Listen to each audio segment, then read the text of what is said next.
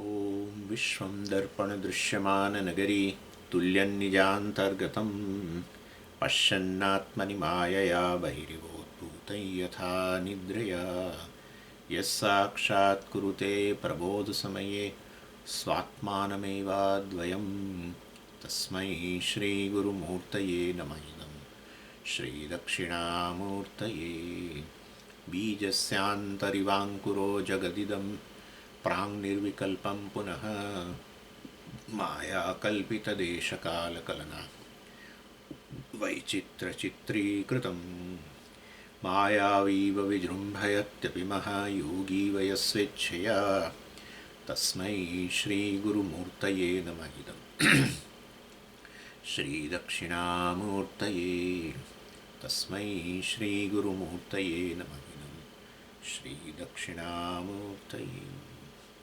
ॐ सहना भवतु सहनौ भुनक्तु सह वीर्यङ्करवावहै तेजस्विनावधीतमस्तु मा विद्विषावहै। ॐ शान्तिः शान्तिः शान्तिः। सदाशिवसमारम्भां शङ्कराचार्यमध्यमाम् अस्मदाचार्यपर्यन्तां वन्दे गुरुपरम्पराम्। ॐ सात्मो भाग। असद्वा इदमग्र आसीत् ततो वै सदजायत तदात्मानग्गस्वयमकुरुत तस्मात्तत्सुकृतमुच्यत इति यद्वै तत्सुकृतं रसो वै सः रसगह्येवायं लब्ध्वानन्दी भवति को ह्येवान्यात् कः प्राण्यात् यदेष आकाश आनन्दो न स्यात् एष ह्येवानन्दयाति यदा ह्येवैष एतस्मिन् दृश्येनात्म्ये निरुक्ते निलयने भयं प्रतिष्ठां विन्दते अथसो भयं गतो भवति यदा ह्येवैष एतस्मिन्नुदरमन्तरं कुरुते अथ तस्य भयं भवति तत्त्वेव भयं विदुषो मन्वानस्य तदप्येष श्लोको भवति। એટલે આપણે જોઈ રહ્યા હતા સેક્શન અસદ્વા ઇદમગ્ર આસીત તતો વૈ સદજાયત ઇદમ ભાષ્યકાર કહે છે ઇદમિતિ નામરૂપ વિશેષવત વ્યાકૃતમ જગત અગ્રે પૂર્વં પ્રાગુત્પત્તેઃ ब्रह्म एव असत् शब्दवाच्यमासीत् ततः असतः वै सत् प्रविभक्तनामरूपे विशेषम् अजायत उत्पन्नम् किं ततः प्रविभक्तं पितुः इव पुत्रः न इति आह तत् असत् शब्दवाच्यं स्वयमेव आत्मानं अकुरुत कृतवत्। आ इदम शब्द जे छे इदम शनो निर्देश करे छे तो ભાષાકાર કહે છે નામરૂપ વિશેષવત વ્યાકૃતમ જગત આ જગત જે અનેક પ્રકારના અનેક પ્રકારના જે નામરૂપવાળું જે છે એ જગત ઇદમ શબ્દથી બતાવે છે અને એ અસદ્વા ઇદમ અગ્રે આસીત અગ્રે એટલે શું કે આ જે જગત જે છે અગ્રે એટલે પૂર્વમાં એટલે કે સૃષ્ટિ થઈ તે પહેલાં આ જગત તેની સૃષ્ટિ પહેલાં જે છે કેવું હતું અસત એટલે પછી અસત એટલે શૂન્ય ના ના ના ના ના અગ્રે પૂર્વમ પ્રાગ ઉત્પત્તિ બ્રહ્મ એવ અસત શબ્દવાચ્યમાસી આ જગત એની ઉત્પત્તિ પહેલાં બ્રહ્મ જ હતું અર્થાત વાસ્તવની અંદર એ આ જગત જે છે એ શૂન્યમાંથી આવેલું નથી આ જગત બિલકુલ નવું જ સર્જાયું છે એવું નથી આ જગત જુદા રૂપમાં હતું પહેલાં એવા રૂપમાં હતું કે જે વાસ્તવમાં તમે એને આ રીતે વ્યાકૃત એને અનેક રૂપમાં ન જાણી શકો અને અનેક પ્રકારનું એવું ન જાણી શકો બધું આમ જેવી રીતે આપણે કેવું હોય છે સૂઈ જઈએ ત્યારે બધું જાણે એક અંધકારની અંદર બધું સમાઈ ગયું એક અંધકારથી સિવાય બીજું કશું દેખાય નહીં એવું પ્રકારનું અને જગત એટલે એની ઉત્પત્તિ પહેલાં આ રીતે અવ્યક્ત અને એ વ્યક્ત જેને આપણે માયા કહીએ છીએ તો બ્રહ્મથી અભિન્ન હોવાને કારણે બ્રહ્મ જ હતું ઘડો માટીથી અભિન્ન હોય તો પછી માટી જ છે ને હતું એટલે વાસ્તવમાં કંઈ અવ્યક્ત નામની કોઈ સ્વતંત્ર વસ્તુ તો છે નહીં માયા નામની સ્વતંત્ર વસ્તુ તો છે નહીં એટલે આ જે જગત છે એની ઉત્પત્તિ પહેલાં બ્રહ્મ હતું એમ અસત શબ્દ વાચ્યમ બ્રહ્મ એવ આસીત, બ્રહ્મ જ હતું. એટલે કે અસત શબ્દનો અર્થ તમે અહીંયા આ જગતની ઉત્પત્તિ પહેલાં અસત હતું એટલે શૂન્ય હતું એવું નહીં. આ બ્રહ્મ માટે જ અસત શબ્દ વપરાયો છે.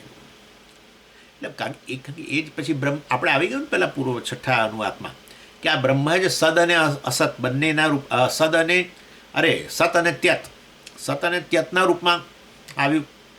એટલે તત્વો વૈ સચ્ચત્યચ્ચા ભવત, એટલે આ જગત જે છે એ જ પછી આ જે સત અને ત્યતના રૂપમાં રહેલું છે આ બ્રહ્મમાંથી જ આવ્યું.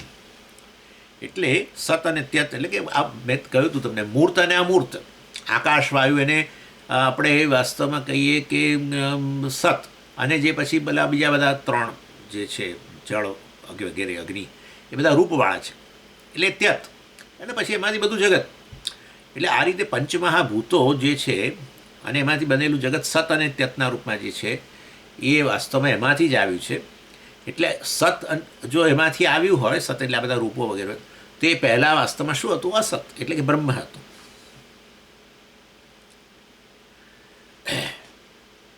એટલે આ સત્યત કરતાં વિલક્ષણ હતું ને એટલે અસત એમ. એટલે અસત શબ્દ કેમ વાપર્યો? તો કારણ કે એમાંથી સત એટલે આ બધું રૂપાત્મક જગત આવ્યું. એ પહેલાં કેવું હતું? રૂપ વગરનું હતું. એટલે કે બ્રહ્મના રૂપમાં જ હતું. બ્રહ્મ જે વાસ્તવમાં અરૂપ છે ને, એટલે જે કંઈ આવેલું છે એ બ્રહ્મથી અભિન્ન જ છે.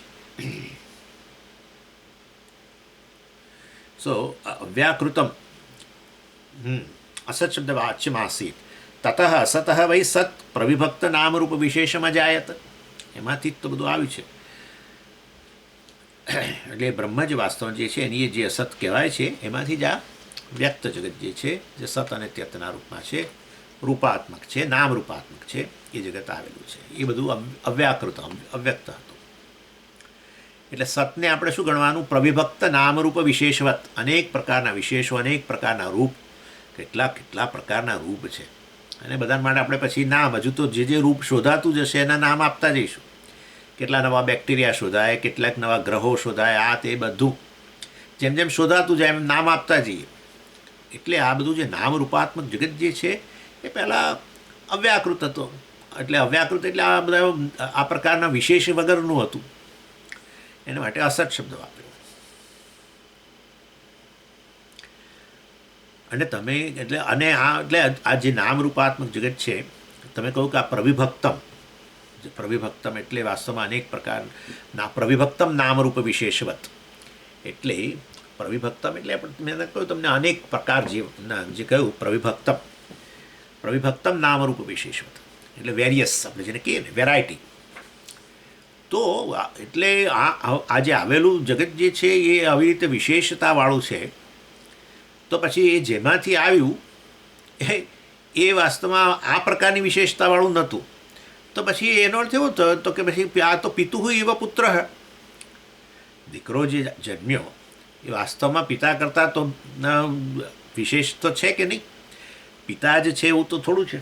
ભલે એનામાં થોડી દેખાતી હોય પિતાની લાક્ષણિકતાઓ, દેખાવ વગેરે, પણ છતાંય દીકરાની પોતાની વિશેષતાઓ છે.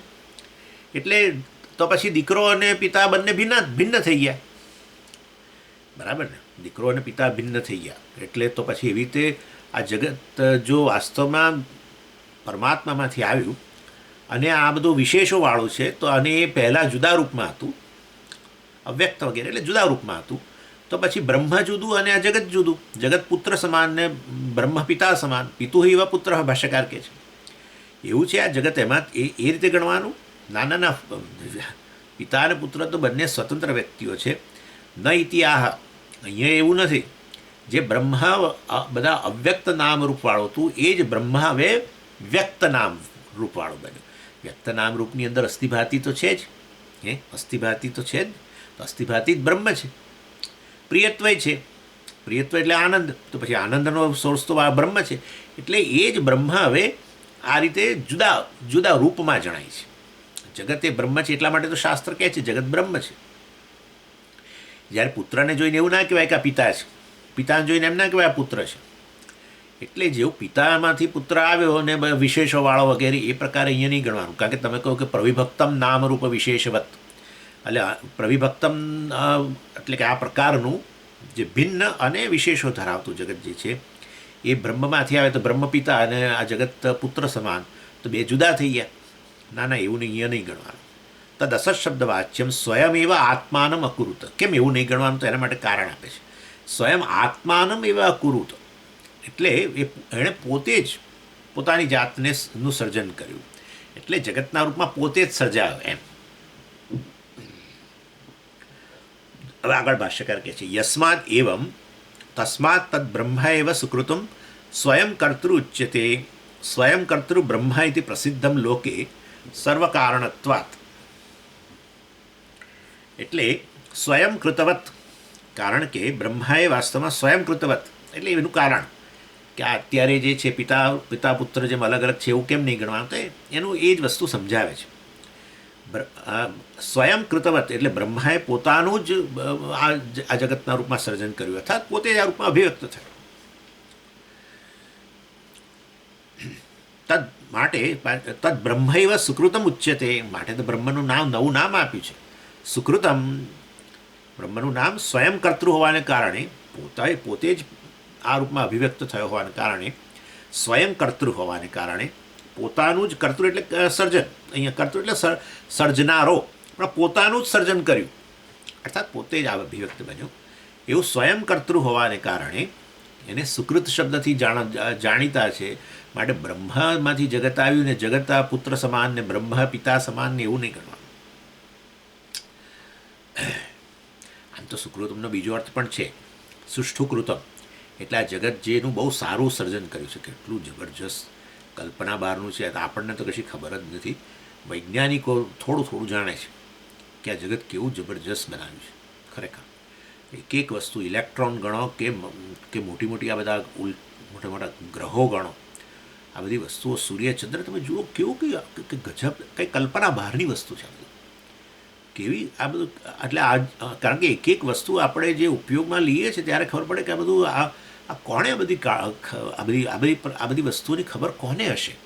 કે ઇવન મનુષ્યનું શરીર તમે જુઓ, અરે એક આંખ ખાલી જુઓ, એક આંગળી જુઓ તમે, આપણે વસ્તુ આપેલી છે પણ કિંમત નથી હોતી, વસ્તુ જતી રહે છે ને ત્યારે બહુ કિંમત આવે છે. આંગળીઓ આમાં હાલે છે એ ચમત્કાર છે. જ્યારે હાલતી બંધ થઈ જાય કે પેલું થાય છે ને વા થાય લોકોને બિચારાઓને, એટલે વા થઈ જાય તો પછી આમ કશું પકડી ના શકે, આમ વળી ના શકે આંગળીઓ બધું, ત્યારે ખબર પડે કે આ વસ્તુ કેવી કિંમતી છે બધી.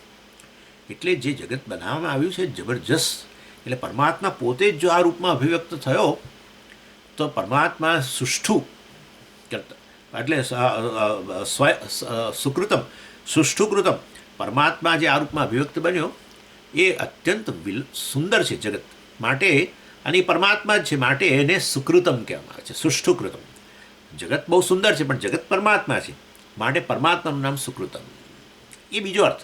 પેલો સ્વયં કર્તૃ સુકૃતમ, પોતે જ આ રૂપમાં અભિવ્યક્ત થયો છે. સ્વયં કર્તૃ પોતે પોતાનું જ આ રીતે રૂપમાં સર્જન કર્યું છે અર્થાત અભિવ્યક્ત થયો છે માટે એ દ્રષ્ટિએ પણ સુકૃતમ. બંને અર્થ, સ્વયં કર્તૃ અને સુષ્ઠુકૃતમ. અને જે મતલબ કે આ જગત જે બનાવવામાં આવ્યું પરમાત્માથી અભિન્ન છે એ રીતે. પણ એટલે વાસ્તવની અંદર જગત આ સામાન્ય રીતે જેનું સર્જન થાય ને તો, અને બહુ સુંદર હોય તો સર્જન જેણે કર્યું એને આપણે આપીએ ને કોંગ્રેચ્યુલેશન કહીએ ને. એટલે નિમિત્ત કારણને હંમેશા અપાય. દાખલા તરીકે ઇવન કુંભારે સરસ તમને એકદમ સુંદર ઘડો બનાવીને આપ્યો તો તમે ઘડાને થોડા થેન્ક યુ કહો કે બહુ સુંદર છે, કે ઘડાને કોંગ્રેચ્યુલેશન તો તમે ના જ કહો ને, થેન્ક યુ તો શી કહેવાય, ઘડાને કોંગ્રેચ્યુલેશન. પણ એટલે ઘડાને બનાવનારને તમે કહો, નિમિત્ત કારણને કહો, ઉપાદાન કારણને ન કહો. એટલે પણ અહીંયા તો જગત જ વાસ્તવમાં પરમેશ્વરની અભિવ્યક્તિ હોવાના કારણે મટીરિયલને મેં કરો, નિમિત્ત કારણ અને ઉપાદાન કારણ બંને એ જ છે. એટલે વાસ્તવમાં જગતને જ સુકૃત કહેવું પડે. બહુ સુંદર બનાવવામાં આવ્યું છે. જગતને જોઈને પરમાત્માને જ આપણે જાણે કે એને કોંગ્રેચ્યુલેશન કહીએ. અને આ પ્રકારે વાસ્તવમાં બે અર્થ અહીંયા આપવામાં આવ્યા.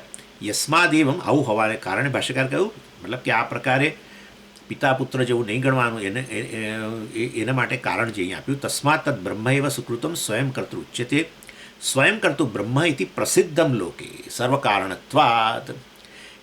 લોકે એટલે આ શાસ્ત્રની અંદર લોકેનો અર્થ કરવાનો આ જગત, અથવા તો શાસ્ત્રને જાણનારા લોકો. જો આમાં છે ને લોક શબ્દ બે રીતે વપરાય છે.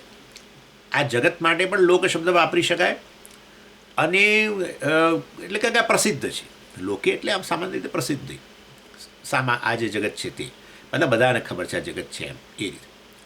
અથવા તો લોકેનો અર્થ શાસ્ત્રમાં પ્રસિદ્ધ, એટલે શાસ્ત્રને જાણનારા બધા જ લોકોમાં આ વસ્તુ પ્રસિદ્ધ છે. શું પ્રસિદ્ધ છે? કે વાસ્તવની અંદર આ પરમાત્માએ જ આ જગતના રૂપમાં અભિવ્યક્ત થયું છે. એ તો બધા જાણે છે, શાસ્ત્રને જાણનાર, આ જગતમાં નહીં. લોકે એટલે આ જગતમાં બધા આવું જાણે છે, પ્રસિદ્ધ નથી. શાસ્ત્રની ને જાણનારા લોકોમાં આ પ્રસિદ્ધ છે કે પરમાત્મા પોતે જ આ રૂપની અંદર અભિવ્યક્ત થયો છે એમ. સ્વયં કર્તૃ એટલે કે સુકૃત એ અર્થમાં પ્રસિદ્ધ છે. અર્થાત એને કોઈ મદદની જરૂર નથી, તો જ પરમાત્મા કહીએ ને. નહીં તો શા માટે? આપણે કેવા પરમાત્મા બની જઈએ છીએ.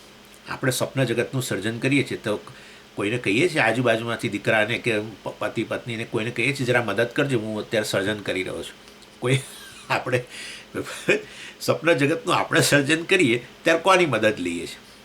અરે આપણા પક્ષે પણ કયો પ્રયત્ન છે મને તમે કહો. ચાલો, લોકોની તો મદદ નથી જ લેતા, પણ તમારા પક્ષે પણ તમે શું પ્રયત્ન કરો છો? જાણ સ્વપ્નનું સર્જન થઈ રહ્યું હતું ને સ્વામીજી, ત્યારે પરસેવો વળી ગયો મને તો બહુ જ. આવું બને નહીં. જો પરસેવો વળી ગયો હોય તો બ્લડ પ્રેશર વધ્યું હોય, એ તો જ પરસેવો, નહીં તો પરસેવો ના વળે. એટલે એ પરસેવો વળવાનું કારણ બીજું છે કે એ સ્થૂળ શરીરમાં કંઈક થઈ રહી છે નવા જુદી. પરંતુ જે જગત તમે બનાવ્યું, સ્વપ્ન જગત, એ કેવું સર્જાયું? આમ જ સર્જાઈ ગયું, બસ એવું જ છે. આ જગત પણ પરમાત્માએ એ રીતે જ બતાવ્યું, સર્જન કર્યું છે. તમે જે જગતના રૂપમાં અભિવ્યક્ત બન્યા, સ્વપ્ન જગતના રૂપમાં, બહારથી કશું લાવ્યા તો છો નહીં. એવી રીતે પરમાત્મા પણ આ જગતના રૂપમાં અભિવ્યક્ત બન્યા. તમારામાં પણ આ બધા નામરૂપ, જે સ્વપ્ન જગતના બધા નામરૂપ છે, એ બધા તમારામાં જ હતા. તો બધા મારામાં હતા, તો હું જાગતો ત્યારે ખબર નથી. બસ એ તો વાત કરીએ છીએ. અવ્યક્ત રૂપે પડ્યા હતા, વાસના રૂપે પડ્યા હતા. એ જ વસ્તુ અભિવ્યક્ત થઈ. That's it. એટલે તમે જ વાસ્તવની અંદર સ્વપ્ન જગતના જેમ કરતા છો, અને ખાલી કરતા નહીં, બનાવનાર જ નહીં, તમે જે બની જાઓ છો, એવી રીતે આ જગત જે છે એને બનાવનાર અને બનનાર વાસ્તવની અંદર કોણ છે? પરમાત્મા છે. પરમાત્મા જે રૂપમાં પ્રત્યેક નામરૂપ સ્વપ્નની અંદર જે હાથી જુઓ છો એ તમે જ છો, અને એ હાથીને સ્વપ્નમાં જોનારા સ્વપ્ન પુરુષ તરીકે એ પણ તમે છો. બંને એ રીતે ભગવાને અનુભવ આપ્યો છે એટલે આપણે સમજી શકીએ. નહીં તો આ આપણને થાય કે આવું તો કેવી રીતે બને? બનાવનાર એક હોય ને બનનાર બીજો હોય, અર્થાત મટીરિયલ બીજું હોય. માટી એ જોઈએ અને કુંભારે જોઈએ, બંને જોઈએ ઘડો બનાવવા માટે. એટલે તમે તો જાણે એવી વાત કરો છો સ્વામીજી, કુંભાર અને માટી એક જ છે. એટલે એ દ્રષ્ટાંત અહીં ના કામ લાગે. પણ તો પછી બીજું કયું દ્રષ્ટાંત લાવું? આ સ્વપ્ન જગત છે ને, બનાવો છો ને તમે, દેશ કાળને કેટલું બધું બનાવો છો. કેટલું આખું જગત જેવું અહીંયા આ જગત છે ને એવું ને એવું જ ત્યાં બનાવો છો તમે.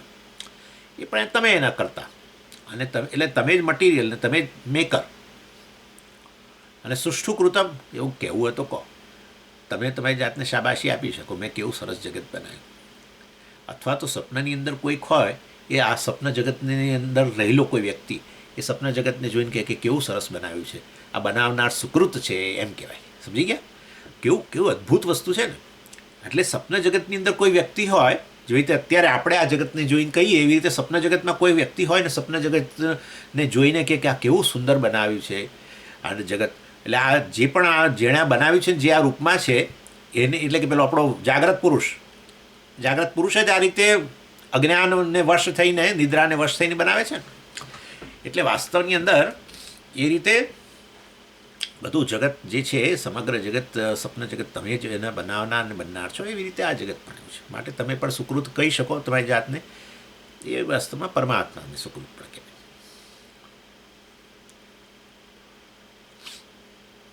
અને આ પાછું બીજું તો છે જ, ઉપાદાન કારણ અને નિમિત્ત કારણ તો હોય એટલું પૂરતું નથી, સહકારી કારણો પણ જોઈએ. એટલે વાસ્તવની અંદર તો અહીંયા તો સહકારી કારણ એ છે. સહકારી કારણ એટલે શું? માટી, મટીરિયલ બનાવનાર કુંભાર નિમિત્ત કારણ. પણ એટલાથી થોડું થાય છે. પેલો ચાકડો જોઈએ, પાણી જોઈએ, પછી પેલી દોરી રાખવી પડે, ગધેડું જોઈએ ને, એ ગધેડું સહકારી કારણ કહેવાય. માટી લઈ આવવી પડે ને, એટલે નદીએ જઈને માટી લઈ આવવી પડે. એટલે આ બધા જોઈએ. તમને આપણને એમ કે માટી જોઈએ અને કુંભાર જોઈએ એટલે બની જાય ઘડો. અરે ના બને, ચાકડા વગર કેવી રીતે બને? અને આ બીજી એટલે મતલબ આવી બધી નાની નાની વસ્તુ. કુંભારના પત્ની એ સહકારી કારણ કહેવાય. ઘણીવાર એ આવીને મદદ કરે. પાછા કુંભાર ઘણીવાર બનાવી અને પછી બનાવી દે ને ઘડો, પછી આમ ચાકડાને રોક, ચાકડો અટકી જાય, પછી એ બેઠો બેઠો ચીલમ ફૂંકે, પત્નીને બૂમ મારે, આ જરા ઘડો લઈ લેજો આ ચાકડા પરથી, તમે સુકાવા મૂકી દો. એટલે આ બધા સહકારી કારણ કહેવાય. કે કુંભારનો દીકરો, ચાલ બેટા લઈ લે, ઉપાડી લે, આ ઘડો ઉપાડ લે, મેં બનાવી દીધો છે ને તું પેલા બહાર તડકામાં સૂકવી દે. એટલે આ બધા સહકારી કારણ. આટલું જુઓ, આ બધી વસ્તુઓ જોઈએ. તો આ જગત બનાવવા માટે સહકારી કારણ કોણ? એ જ. ઉપાદાન કારણ એ જ. મને બધું એ.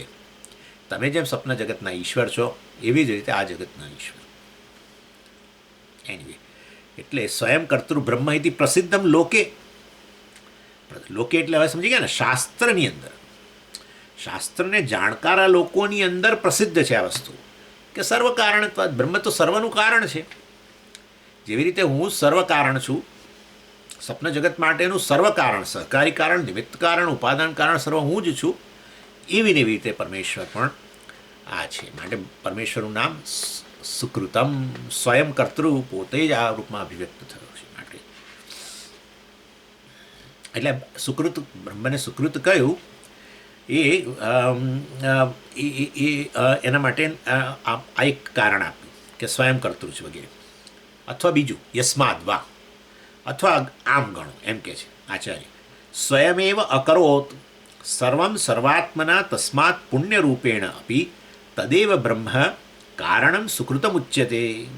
સુકૃતમનો અર્થ બીજો પણ થઈ શકે. આપણે તો આપણા બીજા અર્થમાં જાણીએ છીએ. આ અર્થ આપણને નહોતો ખબર, પણ હવે જે અર્થ છે તો તમને મને બધાને ખબર છે. સુકૃત એટલે શું? સ્વામીજી, સારું કામ કરીએ ને એ સુકૃત કહેવાય. બસ એ અર્થમાં પણ વાસ્તવમાં બ્રહ્મ છે. એ હવે સમજાવે છે. સુકૃતમ એટલે શું? આ જે સારું કર્મ કર્યું હોય એનું જે ફળ, એને સુકૃત કહેવાય. પુણ્યજનક એ દાખલા. એટલે રિઝલ્ટ ઓફ ગુડ કર્મા, એને સુકૃત કહેવાય. એટલે શું કહે છે? બ્રહ્મ સ્વયમેવ અકરોત સર્વમ સર્વાત્મના.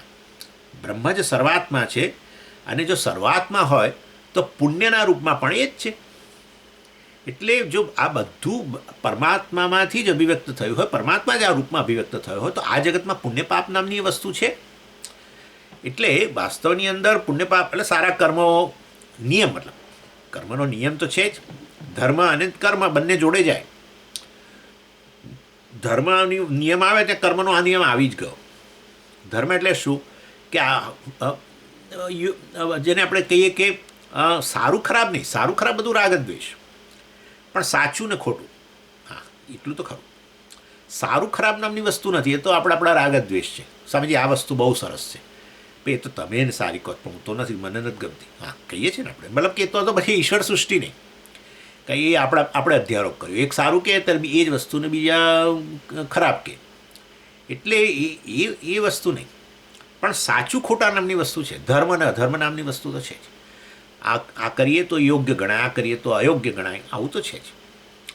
એટલે જ્યાં ધર્મ આવ્યો તો પછી વાસ્તવમાં આ મેં કહ્યું ને, સાચું ખોટું હોય એટલે પછી એ આપણે યોગ્ય કરવું, યોગ્ય ન કરવું, એટલે કર્મનો આવી જ ગયું. ધર્મ અને કર્મ જોડે જ જાય. હા, ધર્મનો નિયમ ને કર્મનો, ધર્મ એટલે સાચું ખોટું, અને પછી એ હોય ત્યારે એને અનુરૂપ આપણી પસંદગી, ફ્રીવિલ જે છે એને અનુરૂપ, ભાઈ ધર્મને અનુરૂપ કરવું, અધર્મને અનુરૂપ નહીં કરવું વગેરે. એટલે કર્મનો પણ નિયમ એમાં આવી જાય પછી કરવું. અને પછી કર્મ એને અનુરૂપ કરો, ધર્મને અનુરૂપ, તો શું ઉત્પન્ન થાય? પુણ્ય. આ બધું આ જગતમાં છે જ. તો આ જગત જ પરમાત્મા હોય તો પછી આ પુણ્ય પાપ વગેરે પણ પરમાત્મા જ છે. હા, એટલે સુકૃતમ. એટલે પાપ કર્મ જે છે એ શેના કારણે કરીએ છીએ આપણે વાસ્તવની અંદર? પાપ કર્મ એ અસ્થિભાતી, એ પણ અસ્થિભાતી, એટલે પાપ કર્મ પણ આ રીતે પરમેશ્વર જ છે, પાપના રૂપમાં પણ. કર્મફળના રૂપમાં પરમેશ્વર થયો ને એટલે પછી પુણ્ય પાપના રૂપમાં ખરો જ. પરંતુ આપણે અહીંયા અત્યારે સુકૃતની વાત કરીએ છીએ, કારણ કે પેલું ધર્મના રૂપમાં ઈશ્વર રહેલો હોય તો એના આધારે પસંદગી કરવી જોઈએ. ન કરો તો પછી વાસ્તવમાં આપણે અજ્ઞાનને કારણે, રાગદ્વેષને કારણે, આપણા દબાણને કારણે નથી કરતા. એટલે પછી અજ્ઞાનને અનુરૂપ આવ્યું એટલે પછી પેલો જીવ, અજ્ઞાન ઉપાધિ છે ને, એટલે પછી જીવ આવ્યો. પણ જો ધર્મને અનુરૂપ કરો તો આપણે કહીએ કે એટલે તો પછી રામચંદ્રજીને એટલે તો કહે છે ધર્મનો વિગ્રહ છે, ધર્મના રૂપમાં રહેલો છે. સમજી, ધર્મના રૂપમાં રામ અને બાજુમાં કોઈ બીજું હોવું જોઈએ અધર્મના રૂપમાં.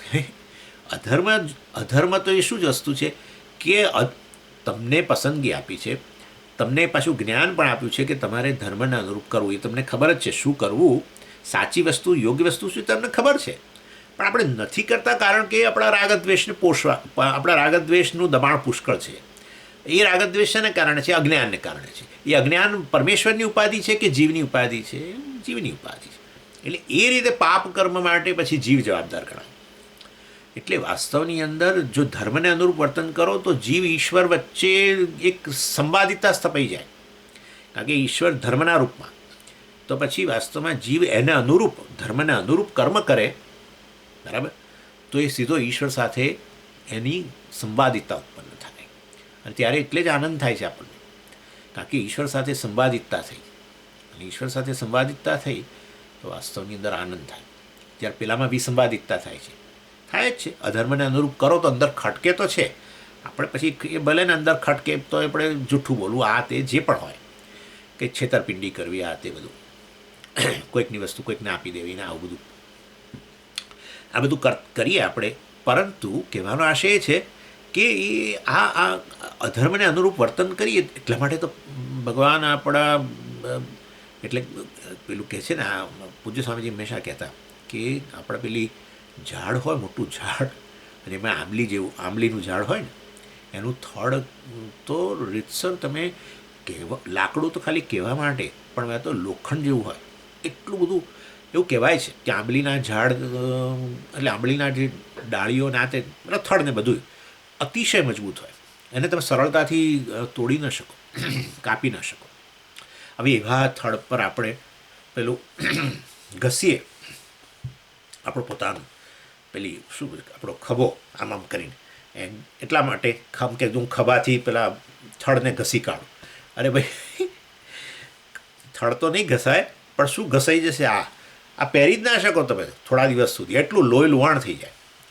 એટલે અધર્મને અનુરૂપ વર્તન કરો તો ભગવાન આપણી પાસેથી એનો હિસાબ લઈ લે, બરાબર, ગમે ત્યારે લે. આજે કરીને આજે નહીં હિસાબ, પણ તો આવી રીતે છેતરપિંડીને આ તે બધું કરતા રહીએ. એટલે એનીવે, એટલે અહીંયા સ્વયમેવ અકરોત સર્વમ સર્વાત્મના તસ્માત પુણ્ય રૂપેણ આપી તદેવ બ્રહ્મ કારણમ સુકૃતમ ઉચ્યતે. એટલે આ સુકૃતમ અર્થાત આપણા કર્મોનું જે ફળ જે છે, સારા કર્મોનું ફળ, એ પણ પરમેશ્વર જ છે વાસ્તવમાં. એ પુણ્યના રૂપમાં એ જ અભિવ્યક્ત કાં જગતનો જ ભાગ છે. અને એ પછી એ શેનું કારણ બને? પુણ્ય સાંસારિક સુખ વગેરેનું કારણ બને. માટે બ્રહ્મને શું કહેવાય? સુકૃત. પુણ્યના રૂપમાં પણ એ જ રહેલો છે, માટે સુકૃત એ બ્રહ્મનો છે.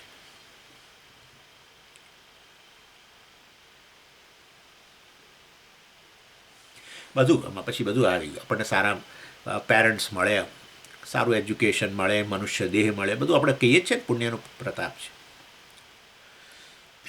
એટલે અને એ પુણ્ય સમજી, પુણ્યના રૂપમાં એ હોય તો પછી એ પુણ્ય જે કર્મમાંથી બને છે એ કર્મ પછી એ પરમેશ્વર નહીં, એ કર્મ જગતનો ભાગ જ છે. અને જગત પરમેશ્વર હોય તો પછી એ કર્મ પણ પરમેશ્વર બનવું જ જોઈએ. એટલે એ પણ ખરું. એ વસ્તુ આગળ હવે કહે છે. સર્વથા આપી, ભાષ્યકાર કહે છે, સર્વથા આપી તું ફલસંબંધાદિ કારણમ સુકૃત શબ્દ વાચ્યમ પ્રસિદ્ધમ લોકે યદિ પુણ્યમ વા યદિ વા અન્યત સા પ્રસિદ્ધિ નિત્યે ચેતન કારણે સતી ઉપપદ્યતે તસ્માદસ્તિ બ્રહ્મ સુકૃત પ્રસિદ્ધે કે છે. સર્વથા આપણે એટલે સર્વથા આપી એટલે શું? તમે એમ કે ગમે તે રીતે જુઓ સુકૃત, આપણે બ્રહ્મને સુકૃત કેમ કહ્યું? તો કે તમે જુઓ આ રીતે પુણ્યના રૂપમાં જુઓ, સારા કર્મનું ફળ એ આ જગતમાં છે, તો એ રીતે પણ એ પરમેશ્વર જ છે. અથવા એના માટેનું જે કારણ એટલે કે કર્મ, સારા કર્મ, એ પણ પરમેશ્વર, કારણ કે એ જગતનો ભાગ છે, તો પછી એ પણ એને પરમેશ્વર કહેવું જ જોઈએ ને. એટલે આચાર્ય એમ કહે છે કે સર્વથા આપી એટલે ગમે તે દ્રષ્ટિથી જુઓ, કર્મની દ્રષ્ટિથી જુઓ, કર્મફળની દ્રષ્ટિથી જુઓ, એ વાસ્તવમાં એ પરમેશ્વર છે એવું આ પ્રસિદ્ધમ લોકે, શાસ્ત્રની અંદર એ રીતે વાસ્તવમાં પ્રસિદ્ધ જ છે. બધા લોકો, મતલબ શાસ્ત્રને જાણનારા લોકો કહે છે જ, આમે આપણે કહીએ જ છીએ કે આપણે જે કંઈ પરિસ્થિતિ આવું તો જ કેટલી બધી વાર આપણે કહ્યું કે જે કંઈ પરિસ્થિતિ આવી રહી છે, એ પરિસ્થિતિ આમાં છે ને 2 તબક્કા છે. જે પરિસ્થિતિ આવી તો એ પરિસ્થિતિ પરમેશ્વરે કર્મફળ દાતાએ આપણને મોકલી, આપણું જ કર્મફળ છે, તો એને પછી એ પરમેશ્વરે મોકલી હોવાને કારણે, ઈશ્વરે મોકલી હોવાને કારણે આપણે એને પ્રસાદના રૂપમાં જુઓ. પ્રસાદ બુદ્ધિ પરમેશ્વર તરફથી જે આવે એને પ્રસાદ એટલે વાસ્તવમાં ખરેખર આપણે પેલો લાડુ પ્રસાદમાં ખાઈએ એવું તો નહીં. પ્રસાદ એટલે પ્રસન્નતા. જ્યારે જ્યારે ભગવાનનો કંઈ પ્રસાદ મળે ત્યારે એને ગ્રહણ કરીને આપણે પ્રસન્ન બનતા જ હોઈએ છીએ. જે મળે તે પણ એવી ને એવી રીતે આ પરિસ્થિતિ પણ પરમેશ્વરે જ મોકલી છે, માટે એને પ્રસાદ ગણીને પરિસ્થિતિ જે પણ હોય એ વાસ્તવમાં એનો સહર્ષ સ્વીકાર કરો, એમ એ પ્રકારે. એટલે એ રીતે આપણે વાત કરીએ જ છીએ. પણ એના કરતાં આગળનો તબક્કો કે વાસ્તવમાં એ પરિસ્થિતિ જે કર્મફળ છે, પુણ્ય કે પાપના રૂપ, એ વાસ્તવમાં ખરેખર પરમેશ્વર જ છે. જગત જ આખું પરમેશ્વર હોય તો પછી એ રીતે. તો પછી તમે પુણ્ય પાપના રૂપમાં હમણાં તો બોલ્યા, તો પછી પુણ્યના રૂપમાં કેમ બોલ કરો છો? મેં તમને કહ્યું પાપના રૂપમાં ફળ મળ્યું ત્યારે પેલો જીવ આવી ગયો અંદર, અજ્ઞાનથી પછી રાગદ્વેષના તે વગેરે બધું. એટલે એ દ્રષ્ટિએ આપણે ખાલી પુણ્યની વાત કરીએ છીએ. જ્યારે પુણ્ય કર્યું તો પછી એનો અર્થ કે આપણે ધર્મના આચરણ અનુરૂપ વર્તન કર્યું હોય. એટલે ધર્મ રાષ્ટ્રમાં ઈશ્વરની અભિવ્યક્તિ છે, બધાના હૃદયમાં ધર્મના રૂપમાં અભિવ્યક્ત થયો છે. અને વાસ્તવમાં બધાને જ્ઞાન તો સમગ્ર જગત ઈશ્વરની અભિવ્યક્તિ હોય તો આપણી બુદ્ધિ વગેરે પણ ઈશ્વરની અભિવ્યક્તિ છે. બુદ્ધિમાં આ રીતે ધર્મ વગેરે બેઠો છે. પણ એ ધર્મને તમે ઈશ્વર કેવી રીતે કહી શકો? કારણ કે એ અભિવ્યક્તિ વાસ્તવની અંદર કેવી છે? બધા જ લોકો જે કંઈ આ જન્મે એ બધાનામાં એ વસ્તુ અભિવ્યક્ત થાય તો સમષ્ટિના સ્તરે જે અભિવ્યક્ત થાય એને ઈશ્વર જ કહેવાય ને. વ્યષ્ટિમાં જે રહેલું હોય એને એ રાગદ્વેષ કહેવાય. એ રાગદ્વેષ વ્યષ્ટિમાં જે પણ સ્વામી બધામાં રાગદ્વેષ હોય, પણ મારામાં જે રાગદ્વેષ હોય એને બદલે તમારા જુદા હોય, એટલે પછી એ ન ગણાય. જ્યારે ધર્મ જે છે વાસ્તવમાં એ સમષ્ટિમાં અભિવ્યક્ત થયો છે, એટલે જે સમષ્ટિના સ્તરે અભિવ્યક્ત થઈ એ ઈશ્વર કહેવાય.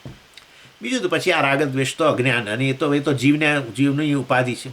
એટલે માંથી અજ્ઞાનમાંથી જે પછી આ રાગદ્વેષ વગેરે જન્મે, એ રાગદ્વેષ દરેકના અલગ અલગ હોય છે. માટે એ જીવને આપણે સમર્પિત કરીએ. 2 તારા છે એ પરમેશ્વર. હા, અસ્થિભાતીના રૂપમાં બધાના રૂપમાં એ ખરો, પરંતુ આ જીવનો ફાળો 8 કે પોતાના અજ્ઞાનને કારણે, અજ્ઞાનરૂપી ઉપાધિને કારણે વાસ્તવમાં આ રીતે એ રાગદ્વેષ, અને પછી એના આધારે અધર્મ વગેરે પણ એ ખરો, અને એના કારણે પાપ વગેરે. એટલે એ રીતે પાપની આમ બધું અસ્થિભાતી રૂપે રહેલો હોવાને કારણે બધું મિથ્યા. પુણ્ય પાપે મિથ્યા, ના પુણ્યમ ના પાપમ ના સુખમ. એટલે એ રીતે વાત નથી કરતો. આપણે અત્યારે વ્યવહારના સ્તરે વાત ચાલી રહી છે કે આ પુણ્યકર્મ થયા, પાપ કર્મ થયા, જગત એકવાર સર્જાયું તો ઈશ્વર એના રૂપમાં અભિવ્યક્ત બન્યો વગેરે. ત્યારે પછી આ જીવ જે કર્મ કરે તે આ સામે આ જગતને એનો કર્મફળ આપનાર ઈશ્વરને, એ દ્રષ્ટિએ. એટલે પરમેશ્વર સુકૃતમ આ રીતે ગણવામાં આવે છે. સર્વથાપી તું ફલ સંબંધાદિ કારણમ સુકૃત શબ્દ વાચ્યમ પ્રસિદ્ધમ લોકે. એટલે ફલ સંબંધાદિ કારણમ સુકૃત શબ્દ વાચ્યમ.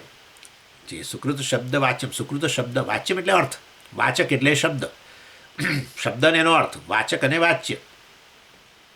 એટલે સુકૃત શબ્દ વાચ્યમ એટલે સુકૃત શબ્દનો અર્થ વાચ્યમ એ ફલ સંબંધાદિ કારણમ. ફલ સંબંધાદિ, ફલની સાથે સંબંધિત એનું કારણ કર્મ, રાઈટ. એટલે સુકૃત શબ્દ વાચ્યમ પ્રસિદ્ધમ લોકે. એટલે લોકમાં પ્રસિદ્ધ છે કે કર્મનું ફળ જે છે એ કર્મને કારણે છે, અને કર્મ સુકૃત. જો ફળ પુણ્ય જો તમે એને કહેતા હો પરમેશ્વર, તો એનું જે કારણ છે કર્મ, એ પણ સુકૃત શબ્દથી પ્રસિદ્ધ જ છે લોકમાં. આપણે કહીએ છીએ ને, તમે સારા કામ કર્યા, સુકૃત. સુકૃત એટલે સારું કામ. દુષ્કૃત આપણે કહીએ છીએ, દુષ્કૃત શબ્દ પણ છે. દુષ્કૃત એટલે ખરાબ કામ કરવું, અને સુકૃત એટલે સારું કામ કરવું. એટલે સર્વથાપી કોઈ પણ રીતે જુઓ, કર્મફળની રીતે જુઓ કે કર્મની રીતે જુઓ, એમ આચાર્યનો કહેવાનો આશય છે ફલસંબંધાદિ કારણ એટલે એ કર્મ સુકૃત શબ્દ વાચ્યમ પ્રસિદ્ધમ લોકે. અને આ વસ્તુ તો અને આ તમે જો જુઓ ને કે કોઈ પણ કર્મનું ફળ જે છે ને એ કર્મને અનુરૂપ આપવા માટે પરમેશ્વર જ જોઈએ. ખરેખર પરમેશ્વરથી અન્ય બીજો કોઈ ચેતન અહીં ચાલે નહીં. એનું કારણ એવું છે કે ભલભલા સુપર કોમ્પ્યુટરને આ લોકોને આર્ટિફિશિયલ ઇન્ટેલિજન્સને જે બનાવવું એ બનાવે. એટલે ભાઈ આર્ટિફિશિયલ ઇન્ટેલિજન્સ આ પેલું બનાવે છે ને આ બધા એમાંથી કમ્પ્યુટરોને આ બધા વિચારતા નથી કે એની પોતાની કોઈ વિલ જ નથી. તમે જે પ્રોગ્રામ કરીને અંદર મૂક્યું એટલું કરે. તમે મોટા સ્કેલ પર મૂકો તો મોટું, પણ એની પોતાની કોઈ પસંદગી નથી. કમ્પ્યુટરની જે પસંદગી છે એ પ્રોગ્રામરની પસંદગી છે. આપણને એમ કે જેવી રીતે આપણી પોતાની પસંદગી હોય છે એવી રીતે કમ્પ્યુટરની એની પસંદગી છે. ના ના ના ના, એ તો પ્રોગ્રામરને આ બધી વસ્તુ અંદર પ્રોગ્રામ કરી છે. એટલે પ્રોગ્રામરની પસંદગી કમ્પ્યુટરની પસંદગી છે. અને એટલે ભૂલો પડે જ છે. એ તમે જ્યારે આર્ટિફિશિયલ ઇન્ટેલિજન્સમાંથી એ આજે કાઢ્યું છે ને આ લોકોએ, એમાં તમે કોઈ પ્રશ્ન પૂછો ને, તમને જે જવાબ આપે ને પછી તમે જોજો તમને થાય કે આ બરાબર છે, પણ આ બરાબર નથી લાગતું. એને બદલે આ રીતે હોય તો સારું. તો વધારે પસંદગી કોની છે? તમારી જ છે. એટલે તમે મેક્સિમમ ડેટા અંદર ફીડ કર્યો, બરાબર પ્રોગ્રામ જે તે કર્યું, એટલે એના આધારે કાર્ય કરી રહ્યું છે. અને તમે કહો કે બહુ ઝડપી કાર્ય કરી રહ્યું છે આપણા મનુષ્યની બુદ્ધિની સરખામણીમાં, એ પણ બરાબર. પરંતુ કરવામાં આવ્યું છે તો આપણા દ્વારા જ ને છેવટે. એટલે એનીવે એટલે પણ મનુષ્યની એટલે મતલબ આપણી પસંદગી અને આપણે જે એના આધારે જે બધા રૂટ નક્કી કરીએ ને એ વસ્તુ એ આપણી છે.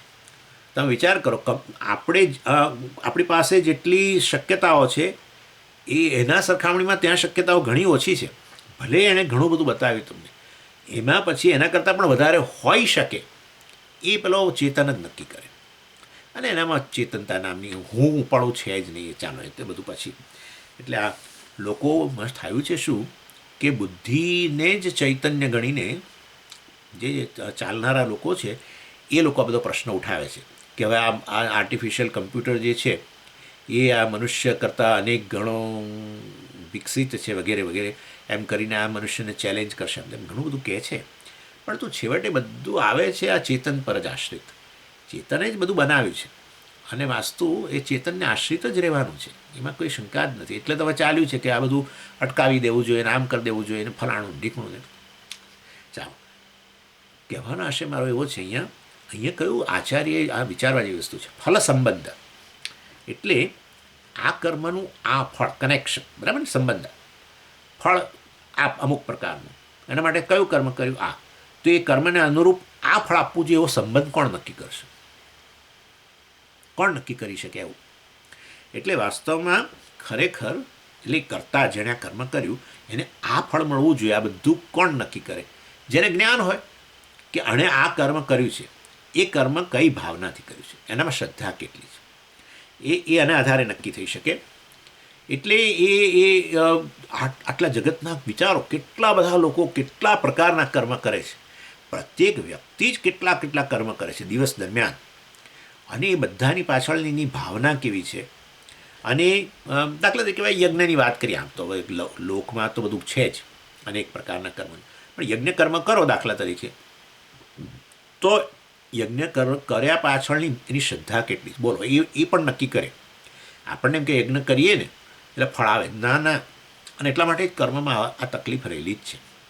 એટલા માટે પેલું પ્રાયશ્ચિત છેલ્લે આવે છે.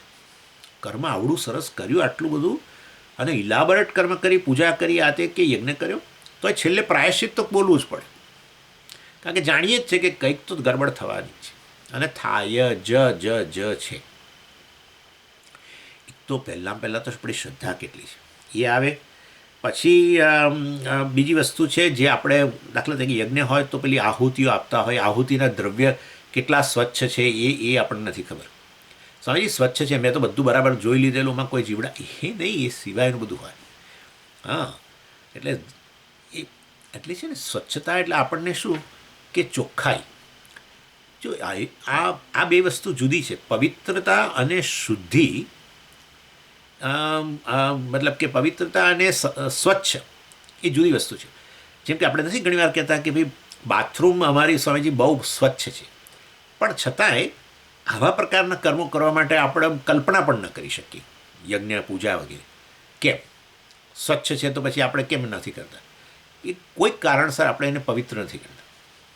બરાબર છે. એટલે યજ્ઞકર્મ કરવા પાછળ યજ્ઞકર્મ કરીએ ત્યારે જે દ્રવ્ય વાપરે એ આપણી દ્રષ્ટિએ સ્વચ્છ, કારણ કે અંદર પેલું જીવડા વગેરે નથી. પરંતુ જે ધાર્મિક શુદ્ધિ એ પ્રકાર, એટલા માટે તો આ બધું પ્રોક્ષણ વગેરે હોય છે. વિચારો, આ પ્રોક્ષણ એના માટે જ છે, શુદ્ધ કરવા માટે દ્રવ્યોને. એટલે ચાલો, એટલે એની વે, એટલે એ આપણને ખબર નથી કેટલા સ્વચ્છ છે, શુદ્ધ છે. પછી જે મંત્ર બોલીએ છીએ એ મંત્ર આહુતિ વખતે મંત્ર બોલે ને, સ્વાહા પછી છે ઇન્દ્રાય સ્વાહા, વરુણાય સ્વાહા વગેરે. એ મંત્રો જે બધા બોલાતા હોય એ ઘણીવાર આપણા લોકો બીજા નિર્દોષ રીતે જોડાઈ જતા હોય છે. ઘણીવાર આવડતું હોય ને એટલે જોડાઈ જાય. વાંધો નહીં, જોડાવા વાંધો નહીં, પણ આપણે યોગ્ય બોલ્યા છે કે નથી બોલ્યા એ કોણ નક્કી કરશે?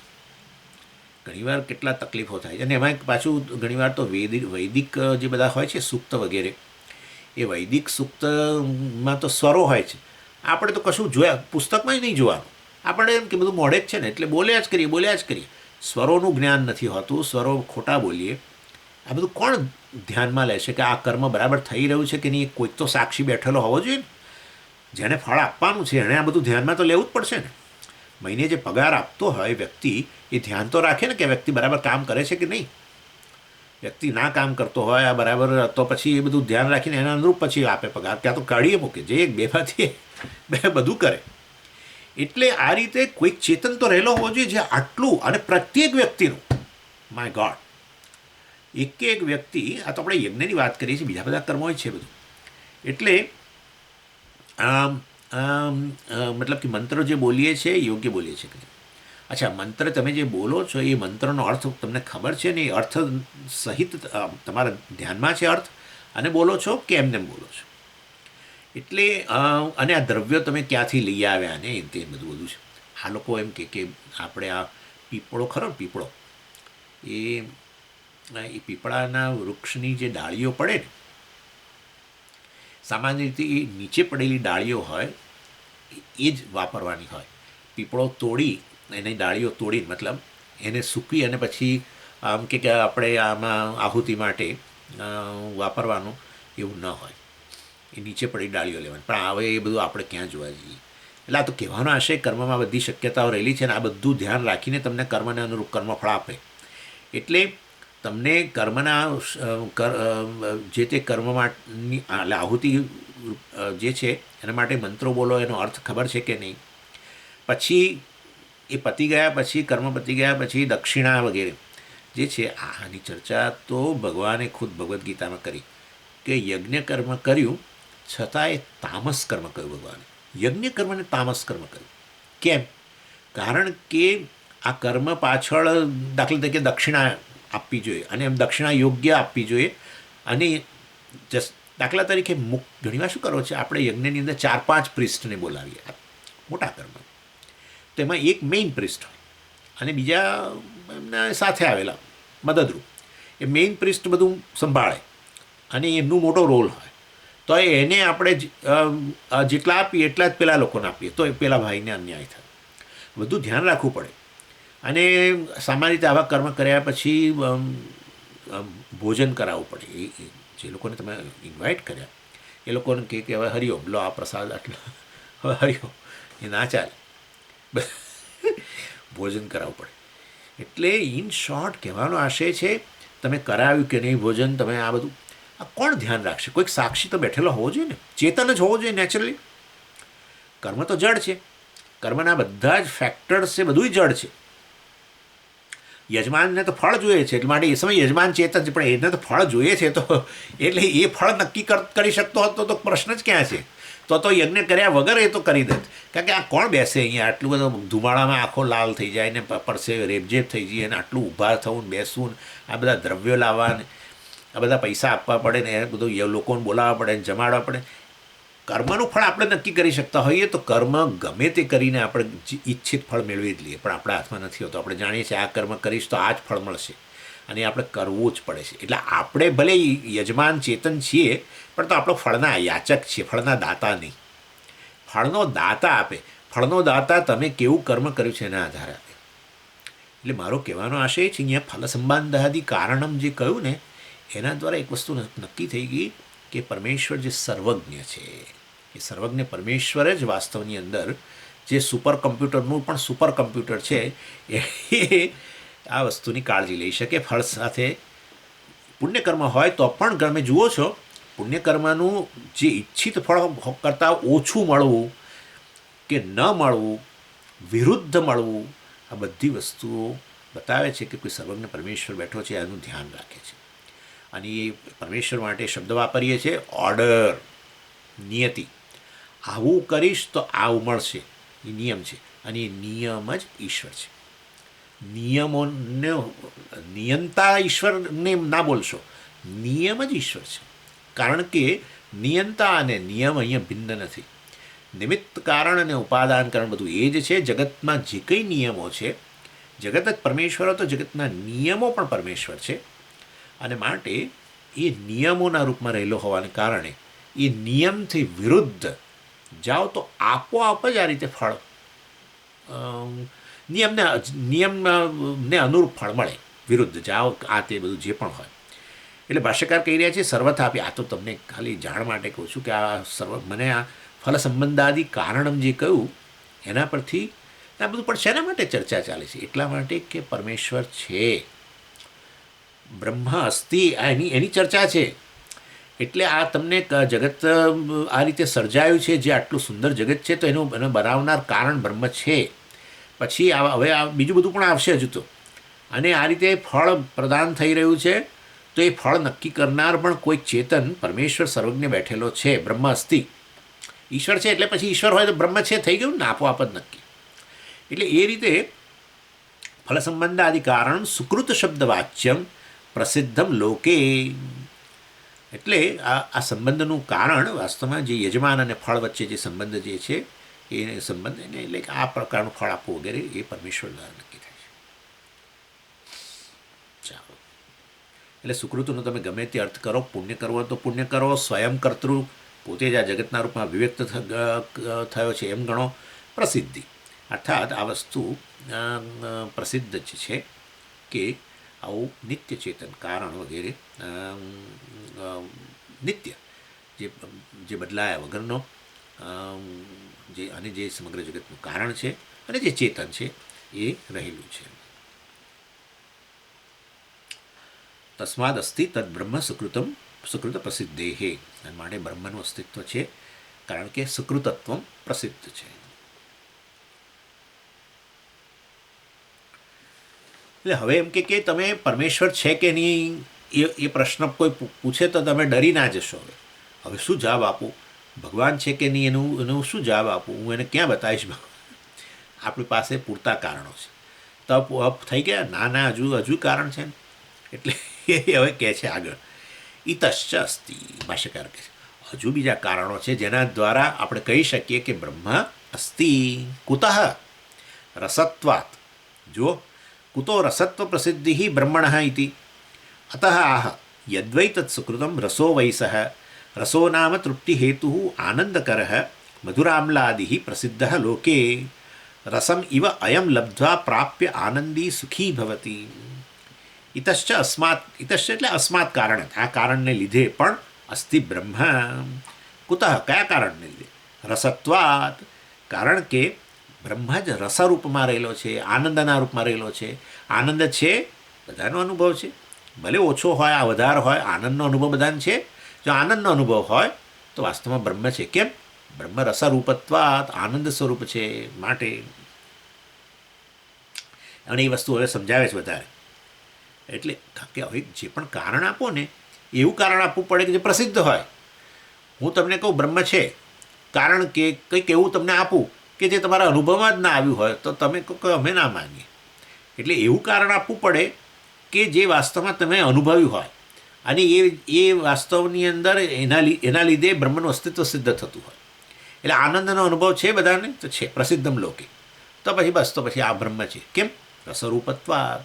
વાસ્તવમાં બ્રહ્મ જ રસરૂપ છે. જે પ્રસિદ્ધ હોય એ સિદ્ધ હોય, આટલું માની લેવાનું. પ્રસિદ્ધ હોય એ સિદ્ધ. સિદ્ધ એટલે શું? હોવું જોઈએ. એનું નામ સિદ્ધિ.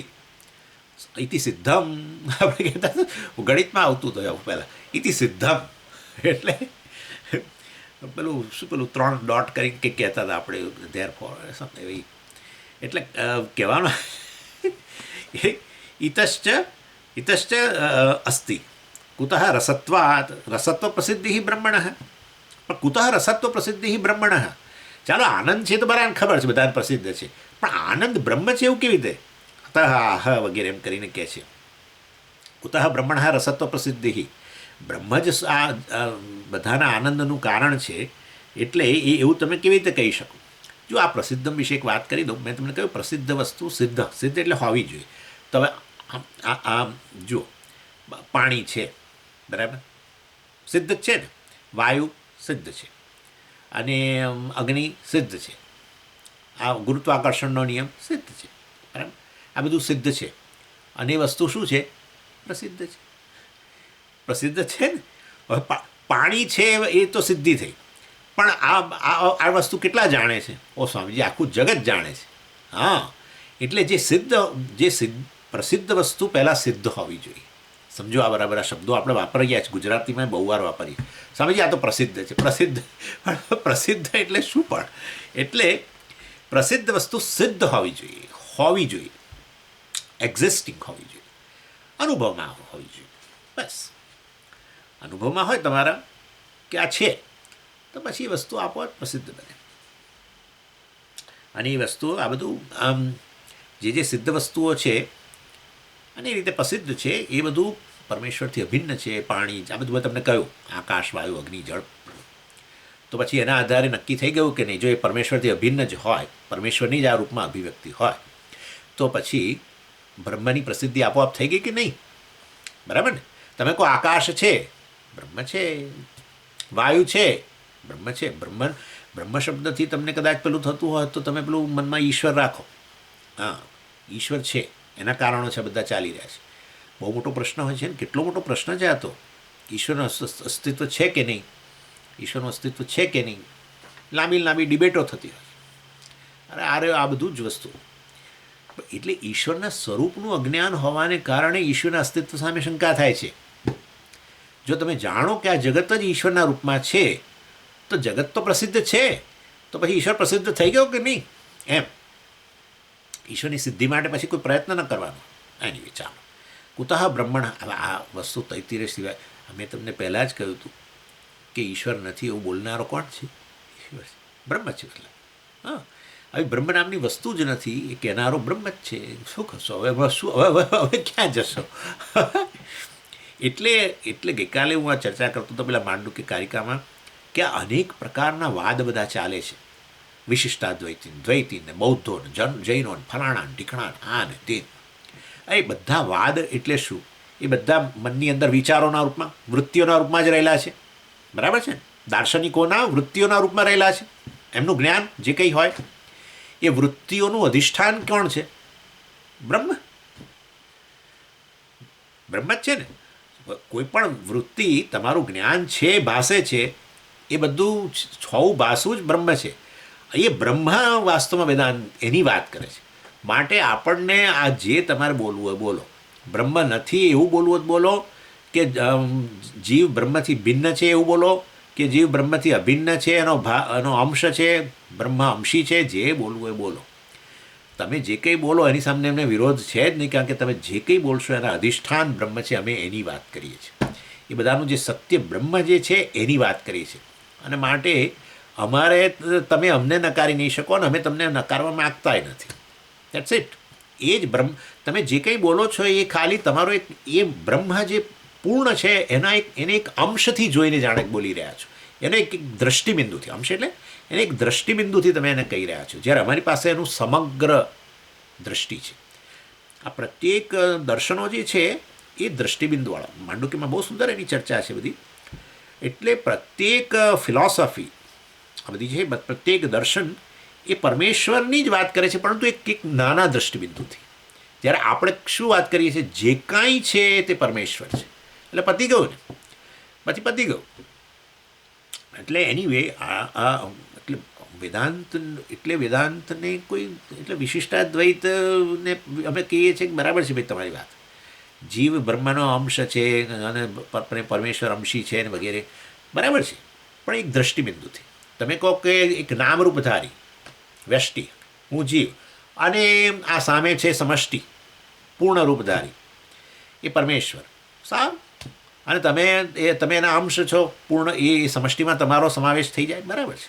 પણ ગઈને નામરૂપ સાથે, હા, પણ નામરૂપ મિથ્યા પછી શરીર મન બુદ્ધિ મિથ્યા, અને સામે આ બીજા બધા નામરૂપ સમષ્ટિના નામરૂપ પણ મિથ્યા, તો પછી એનું અધિષ્ઠાન કોણ છે? તો પછી જીવન બ્રહ્મ એક છે, પરમેશ્વર એક જ છે. એટલે દ્રષ્ટિબિંદુ હોય છે, આપણી પાસે પૂર્ણ દ્રષ્ટિ છે. એનીવે યદ્વૈ, હા, એટલે કુતઃ બ્રહ્મણા રસત્વ પ્રસિદ્ધિ, આ બ્રહ્મ જ વાસ્તવમાં આ બધા આનંદનું કારણ છે. રસ એ તમે કેવી રીતે કહી શકો? યદ્વૈ તત્ સુકૃતમ રસો વૈ સહ, કારણ કે એ સુકૃત છે, એ આનંદનું કારણ. સુકૃત એટલે મેં કહ્યું પુણ્ય, પુણ્ય આનંદનું કારણ. માટે વાસ્તવમાં જો સુકૃત પુણ્યના રૂપમાં જે રહેલો હોય તો, અને એનાથી આનંદ મળતો હોય, તો પછી આનંદનું કારણ કોણ બન્યું? પરમેશ્વર બન્યું. આનંદનું કારણ સુકૃત, અને સુકૃત જ પરમેશ્વર. માટે વાસ્તવમાં પરમેશ્વર જ વાસ્તવમાં આનંદ સ્વરૂપ છે, સ્વયં આનંદ સ્વરૂપત્વાત, એટલે એ જ આનંદનું કારણ છે. અને અહીંયા પેલું વય જે છે એ મેં તમને કહ્યું ને એ પ્રમાણે ઇન્ડીડ, આપણે અંગ્રેજીમાં આપણે ઇન્ડીડ કે વય એટલે છે ને કે એ જ, આપણે નહીં પેલો ભાર આપવા માટે, એ જ વ્યક્તિ એમ, જ, એવી રીતે વયનો અર્થ થાય જ, અર્થાત એનાથી અન્ય કોઈ આનંદનું કારણ નથી. રસો વૈ સહ, વૈ સહ એ પરમાત્મા, રસ અર્થાત એ જ વાસ્તવમાં પરમાત્માનું કારણ છે, બીજું કોઈ આનંદનું કારણ નથી. રસો નામ તૃપ્તિ હેતુ, આચાર્ય કહે છે, એ આનંદને કારણે જ તો તૃપ્તિ સંતોષ જન્મે છે. એ માટે ઇટ આનંદ કરહ, વાસ્તવમાં એ તમને આનંદ આપે છે. આનંદ કરહ મીન્સ તમને આનંદ કરાવે છે, મતલબ એ તમને આનંદિત કરે છે એમ. કેવી રીતે? તમે આ ઉદાહરણ આપો. મધુરામલાદિ પ્રસિદ્ધ લોકે, એટલે કેટલાક લોકોને મધુર વસ્તુ બહુ ગમતી હોય છે, આનંદનું કારણ હોય છે. કેટલાક લોકોને આમલાદિ, કેટલાક લોકોને બહેનોને ખાસ ખાટું, એ લોકોને સ્વભાવ કંઈક કારણસર ખાટું બહુ ભાવતું હોય છે. એટલે અને આમ કેટલાક લોકોને ગળ્યું ભાવે, મારા જેવાઓને. એટલે તૃપ્તિ તમને જે આ તૃપ્તિ જન્મે છે એનું શું કારણ છે? આનંદ. અને આનંદનો હેતુ કોણ છે? પરમેશ્વર છે. માટે એ દ્રષ્ટિએ રસરૂપત્વાત, પરમેશ્વર આનંદ સ્વરૂપ છે. એટલે અયમ પુરુષ રસમ વૈ હિ લબ્ધ્વા, ચાલો. ઓમ પૂર્ણમદ પૂર્ણમિદમ પૂર્ણાત પૂર્ણમુદચ્યતે પૂર્ણસ્ય પૂર્ણમાદાય પૂર્ણમેવાવશિષ્યતે. ઓમ શાંતિ શાંતિ શાંતિ. હરિ ઓમ શ્રી ગુરુભ્યો નમઃ. હરિ ઓમ.